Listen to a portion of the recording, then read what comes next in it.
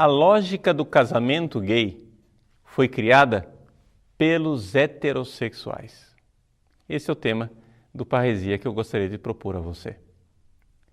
Hoje nós vemos uma série de movimentações onde na nossa sociedade o casamento gay e o exercício do sexo entre pessoas do mesmo sexo é colocado como um direito. Ora, como é que se chegou a esta conclusão? Veja, na lógica, a gente chega a uma conclusão quando a gente coloca premissas. Existem premissas, se você tem premissas, isso te conduz automaticamente a uma conclusão.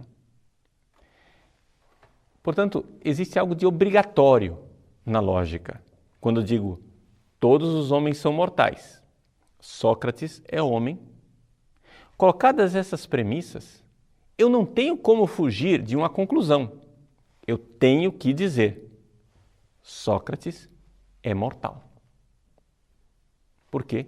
Porque a lógica é mecânica. Ou seja, colocadas as premissas, a conclusão vem automaticamente.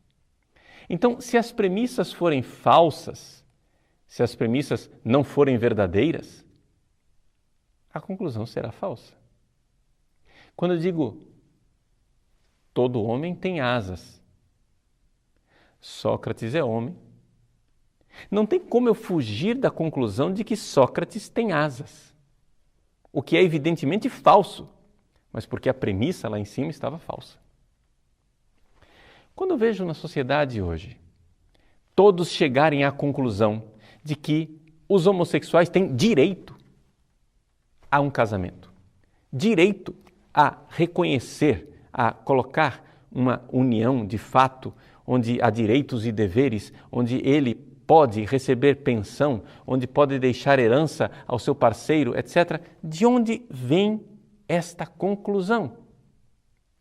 Ora, ela vem das premissas que foram colocadas. E as premissas foram colocadas pelos heterossexuais. Veja, os homossexuais estão simplesmente exigindo direitos iguais. Por quê? Porque se nós vamos dar direitos aos heterossexuais, então é evidente, temos que concedê-los também aos homossexuais. E que direito foi esse que nós concedemos aos heterossexuais? Nós concedemos aos heterossexuais o direito de ter relações sexuais sem absolutamente produzir nenhum filho. Aqui está o problema. Quando você abre o número da revista Veja esta semana e vê na reportagem de capa que o número crescente de mulheres não quer ter filhos, que elas querem se casar, querem se unir a homens, mas não querem absolutamente se abrir à vida. Nós estamos vendo aqui a mentalidade do homem moderno.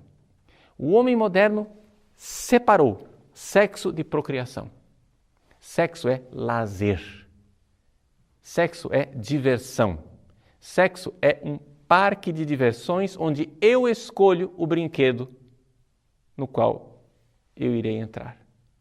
Então, se eu entro no parque de diversões, eu sou livre para escolher os brinquedos. Então, aqueles que gostam da roda gigante não podem impedir que o outro goste do trem fantasma. Seria uma discriminação. É parque de diversões. Se o sexo é área de lazer, então é evidente. Colocadas estas premissas, os homossexuais têm direito.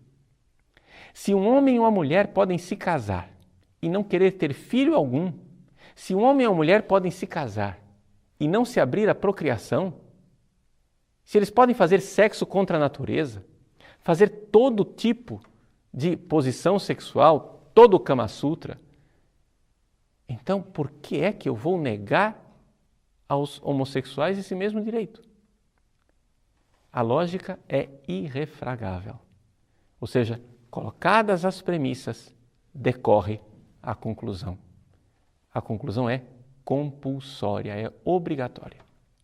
Então, se nós estamos diante de uma conclusão absurda, de que Sócrates tem asas, talvez seria interessante nós revermos as premissas. Se nós, enquanto cristãos, estamos chocados que os homossexuais estejam aí reivindicando que eles possam ter uma parceria sexual não aberta à vida, que seja fonte de direitos e de deveres sociais, o que é que eu posso dizer? Vamos rever as premissas. Se a conclusão me parece absurda, é porque talvez as premissas não tenham sido corretas. Há 45 anos atrás, no dia 25 de julho de 1968, o Papa Paulo VI publicou uma encíclica profética, a Humanae Vitae. Nessa encíclica, o Papa Paulo VI, ele coloca a doutrina perene da Igreja de 2000 anos, o ensinamento que nós recebemos de Deus, de que a relação sexual tem duas características que são inseparáveis: a união e a procriação. Quando um homem se une a uma mulher, ele deve se unir a essa mulher e estar aberto à vida. O problema é que a sociedade moderna rejeitou esse ensinamento da Igreja. Os protestos que aconteceram contra a encíclica de Paulo VI foram tão veementes que, embora ele tenha publicado essa encíclica no ano de 1968, 10 anos antes do fim do seu pontificado, Paulo VI nunca mais escreveu uma encíclica. Ele escreveu outros documentos, mas encíclicas não. Por quê? Porque ele ficou traumatizado de ver a resposta do mundo católico, a rejeição do mundo católico a um documento tão importante e de tão alta autoridade no ensinamento pontifício. Quando padres e bispos do mundo inteiro se revoltaram contra o Papa, alguma coisa de terrível estava acontecendo na Igreja Católica. Nós vemos, por exemplo, a famosa Declaração de Winnipeg dos bispos canadenses, em que os bispos, com singeleza, explicam para os fiéis que nós estamos unidos ao Papa em Roma, mas nós discordamos de tudo o que ele ensina. Era simplesmente a sacramentação, né, da desobediência e da traição. Vejam, nós católicos precisamos rever a que ponto nós chegamos. Nós chegamos ao ponto de colocar em risco o futuro da humanidade. Santo Tomás de Aquino, na Summa Contra Gentiles, esclarece que assim como você pode tirar a vida de um indivíduo, você pode tirar a vida da humanidade. A vida do indivíduo você tira matando. A vida da humanidade você tira através da contracepção. Na linguagem da época ele diz a efusão inútil do esperma, do sêmen. Portanto, nós estamos aqui diante de algo que está pondo em risco o futuro da humanidade. Paulo VI, na sua encíclica, cita todo o alarmismo que estava sendo feito no mundo inteiro naquela época a respeito do crescimento da população mundial. Era um alarmismo, mas um alarmismo que nós sabemos hoje, através dos estudos, artificial, que havia sido criado artificialmente pela Fundação Rockefeller, pelo Populational Council, criado por ela, e que tinha colocado demógrafos do mundo inteiro numa histeria coletiva, gritando alarme, alarme, a população da Terra está incontrolável. Paulo VI, então, fez uma comissão. Essa comissão era para investigar toda esta realidade. E ele, recebido o estudo feito por essa comissão, tomou a decisão. O problema é que dentro desta comissão havia gente infiltrada. Havia o Sr. John Noonan Jr., que era professor na Universidade de Notre Dame, universidade que havia sido cooptada pela Fundação Rockefeller através da Planned Parenthood. Então, nós estávamos aqui diante do capital das grandes fundações, querendo incutir dentro da igreja, inocular dentro da igreja uma doutrina que não nos pertence.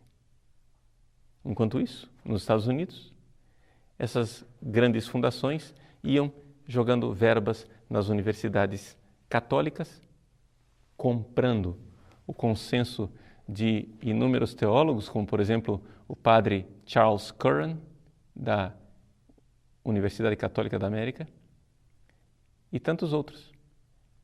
Publicada a encíclica do Papa, aconteceu o grande aluvião, a grande enxurrada em que católicos em massa começaram a enfrentar o Papa e dizer: não estamos de acordo, não aceitamos.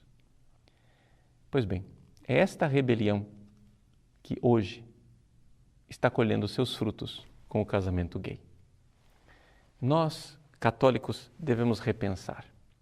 Nós, católicos, devemos bater no peito e admitir, num mea-culpa sincero, nós devemos voltar ao ensinamento da igreja e aquilo que é a natureza da união entre o homem e a mulher, como Deus desejou. Veja, somente um homem e uma mulher podem realizar uma união dos seus órgãos genitais. É impossível. Veja, não estou dizendo que é proibido. Não. É impossível dois homens unirem os seus órgãos genitais, porque um pênis não encaixa com um pênis. É impossível duas mulheres unirem os seus órgãos genitais, porque uma vagina não encaixa numa outra vagina. Se você quiser fazer um ato sexual unindo dois homens ou duas mulheres, você deve colocar outros órgãos do corpo que não foram criados para isso. Por isso, a união entre o homem e a mulher deve ser vivida conforme aquilo que Deus quis, uma união. Somente a união dos órgãos genitais de um homem e de uma mulher é capaz de produzir e fecundar uma vida nova. Essa é a natureza daquilo que Deus colocou. E este é o dever dos casais, não somente cristãos, mas dos casais que vejam a ordem natural das coisas. A encíclica Humanae Vitae, ela começa com uma frase. Essa frase, muitas vezes, ela é negligenciada. A gente só ouviu falar das duas primeiras palavras, Humanae Vitae, a vida humana. Mas essa expressão vida humana pertence a que frase? A frase é esta: o gravíssimo dever de transmitir a vida humana, pelo qual os esposos são os colaboradores livres e responsáveis do Deus Criador, foi sempre para eles, para os esposos, fonte de grandes alegrias, se bem que, algumas vezes, acompanhadas de não poucas dificuldades e angústias.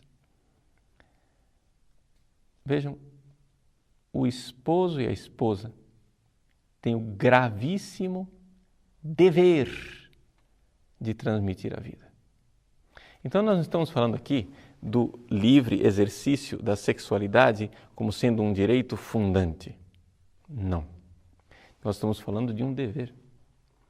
É o dever dos esposos de transmitirem a vida. É um gravíssimo dever. Esse dever, exercido, gera alegria, mas também gera, como admite o Papa, dificuldades e angústias. A Igreja compreende essas dificuldades e angústias do casal moderno. Eu não estou fazendo esse parresia aqui para condenar você. Eu não estou fazendo isso daqui para dizer que você irá arder no fogo do inferno. Estou simplesmente lhe pregando a verdade para lhe dar a oportunidade de se encontrar com ela e, mesmo dolorosamente, admitir sua culpa e voltar atrás. Nosso Senhor não veio a esse mundo para condenar você. Veio para salvar. E é por isso que a encíclica termina, no final, fazendo grandes apelos. Toda a terceira parte da encíclica é quase que uma lista de inúmeros apelos, porque o Papa sabia do conteúdo explosivo do seu documento. Um apelo aos governantes, um apelo aos homens de ciência, um apelo aos esposos cristãos, um apelo ao apostolado, um apelo aos médicos e pessoal da área de saúde, um apelo aos sacerdotes, um apelo aos bispos e um apelo final a todas as pessoas de boa vontade. Quando o Papa se dirige aos sacerdotes, no número 29, ele diz assim: tendo vindo para salvar e não para julgar, Nosso Senhor foi intransigente com o mal. É algo que a gente deveria refletir. Mas misericordioso com os homens. Por isso, estamos aqui colocando aquilo que é a doutrina da Igreja com toda honestidade, com toda transparência. Não para que as pessoas se percam, mas para salvá-las. A nossa intransigência com o pecado é marcada por uma grande misericórdia para com os pecadores. Por isso, a Igreja não é homofóbica.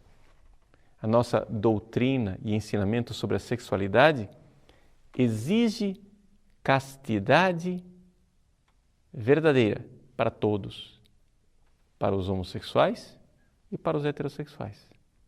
Porque todos, seja qual for a sua fantasia sexual, só podem exercer a sexualidade dentro das normas do Criador, onde um homem e uma mulher se unem, abertos à transmissão da vida. Quando você, que é pai de família, católico, casado, em santo matrimônio, educa os seus filhos, mas educa seus filhos dizendo: olha, papai e mamãe podem exercer o sexo do jeito que eles quiserem, porque tudo que existe entre um homem e uma mulher é lindo. Nós já tivemos vocês, já cumprimos nossa missão, tivemos um filho, 2 filhos, e agora fechou a fábrica, cumprimos a nossa missão. Agora nós podemos continuar tendo relações sexuais sem nenhum problema, sem nos preocuparmos em estar abertos à vida, em gerar novos filhos, em ser generosos, gerando novos filhos para Deus e para a sua igreja. Quando você diz isso ao seu filho, você está dizendo para o seu filho o seguinte: papai e mamãe podem exercer o sexo conforme suas fantasias e seus caprichos. Não se admire depois que o seu filho e sua filha crescidos cheguem a tirar a conclusão inevitável que, se você pode dar asas às suas fantasias e aos seus caprichos, eles também poderão ser caprichosos e fantasiosos.